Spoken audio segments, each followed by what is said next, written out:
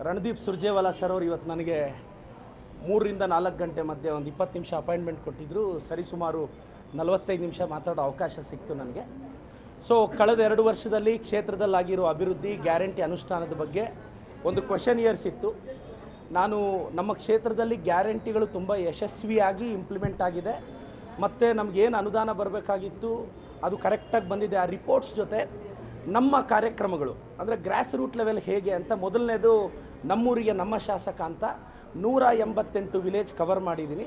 ಅಂದರೆ ಎಂಟೈರ್ ಬ್ಯೂರೋಕ್ರೆಸಿನ ಹಳ್ಳಿಗೆ ಕರ್ಕೊಂಡೋಗಿ ನೆಲದ ಮೇಲೆ ಚಾಪೆ ಮೇಲೆ ಕೂರಿಸಿ ಜನರ ಕಷ್ಟ ಕೇಳೋದು. ಬೆಳಗ್ಗೆ ಒಂದು 6:30ಯಿಂದ 11:30 12 ಗಂಟೆವರೆಗೂ ಈ ಥರ 188 ವಿಲೇಜಸ್ ಮುಗಿಸಿದ್ದೀನಿ ನಮ್ಮೂರಿಗೆ ನಮ್ಮ ಶಾಸಕ. ಅದನ್ನು ಸುರ್ಜೇವಾಲಾ ಸರ್ಗೆ ಹೇಳಿದೆ, ಅಪ್ರಿಷಿಯೇಟ್ ಮಾಡಿದ್ರು. ನಂತರ ನಮಸ್ತೆ ಚಿಕ್ಕಬಳ್ಳಾಪುರ ಅಂತ ಪ್ರತಿ ಮನೆಗೆ ಹೋಗಿ ಕಷ್ಟ ಕೇಳೋದು. ಇದು ಟೌನಲ್ಲಿ 14 ವಾರ್ಡ್ ಮುಗಿಸಿದ್ದೀನಿ, ಅದಕ್ಕೂ ಅಪ್ರಿಷಿಯೇಟ್ ಮಾಡಿದ್ರು. ಮತ್ತು ಡಿಜಿಟಲ್ ಚಿಕ್ಕಬಳ್ಳಾಪುರ ಅಂತ ಸರ್ ಇದನ್ನು ಸಾಧ್ಯ ಆದರೆ ಇದನ್ನು ಸ್ಟೇಟ್ ಲೆವೆಲ್ಗೆ ಇಂಪ್ಲಿಮೆಂಟ್ ಮಾಡ್ಬೋದಾ ಅನ್ನೋದು ಒಂದು ಮಾತು ಬಂತು. ಅಂದರೆ ಪ್ರತಿ ಮನೆಗೂ QR ಕೋಡ್ ಕೊಟ್ಟು ಅವರೊಂದು ಸಮಸ್ಯೆನ ಹಾಕಿದ್ರೆ ಅದನ್ನು ಆನ್ಲೈನಲ್ಲಿ ರೆಸ್ಪಾಂಡ್ ಮಾಡೋದು.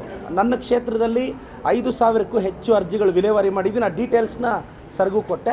ಮತ್ತು ಇನ್ನು ನನ್ನ ವೈಯಕ್ತಿಕ ಇನಿಷಿಯೇಟಿವ್ ಅಮ್ಮ ಆಂಬ್ಯುಲೆನ್ಸ್ ಅಂತ 10 ಆ್ಯಂಬುಲೆನ್ಸು.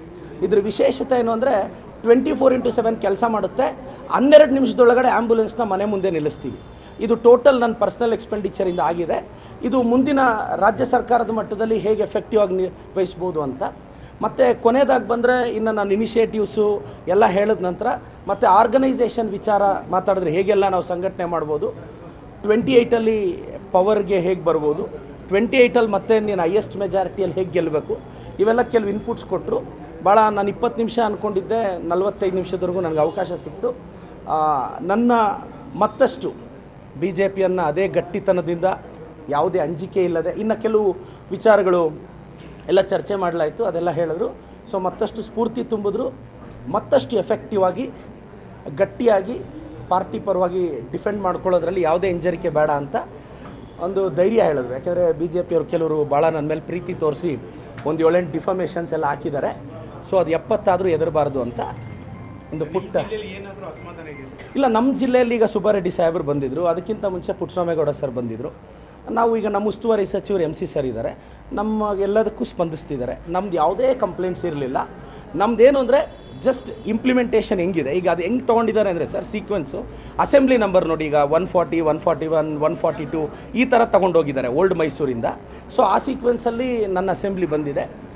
ಚರ್ಚೆ ಚೆನ್ನಾಗಾಯಿತು. ಮತ್ತು ನಮ್ಮ ಕೆಲವು ರಿಕ್ವೈರ್ಮೆಂಟು ಏನು ರಿಕ್ವೈರ್ಮೆಂಟ್ ಇದೆ ಅಂತ ಕೇಳಿದ್ರು.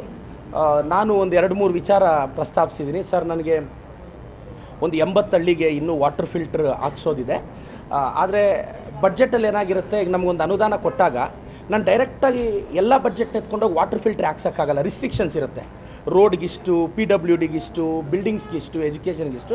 ನನಗೆ ಒನ್ ಟೈಮ್ ಏನಾದರೂ ಒಂದು 80 ಹಳ್ಳಿಗೂ ವಾಟರ್ ಫಿಲ್ಟರ್ ಹಾಕ್ಸೋಕ್ಕೆ ಒಂದು ಸ್ಪೆಷಲ್ ಪರ್ಮಿಷನ್ ಕೊಡಿ ಗೌರ್ಮೆಂಟಲ್ಲಿ. ಒಂದು 10-12 ಕೋಟಿ ಆಗುತ್ತೆ. ಈಗ ನಮ್ಗೆ 50 ಕೋಟಿ ಕೊಡ್ತಿದ್ದಾರಲ್ಲ, ಅದೊಂದು ರಿಕ್ವೆಸ್ಟ್ ಇತ್ತು. ಮತ್ತು ಕೆಲವು ಸೋಷಿಯಲ್ ಇಶ್ಯೂಸ್ ವಿಚಾರವಾಗಿ ನಾನು ಸರ್ ಜೊತೆ ಡಿಸ್ಕಸ್ ಮಾಡಿದೆ, ಭಾಳ ಚೆನ್ನಾಗಾಯಿತು. ನನಗೆ ಮತ್ತಷ್ಟು ಧೈರ್ಯ ತುಂಬಿದ್ರು. ಲಾಸ್ಟ್ ಟೈಮ್ ನನ್ನ ಮೆಜಾರಿಟಿ 11,000 ಇತ್ತು, 28ಗೆ ದಟ್ ಶುಡ್ ಬಿ ಡಬಲ್, ಇನ್ನೂ ಜಾಸ್ತಿ ಇರಬೇಕು ಅಂತ ಹೇಳಿದ್ರು.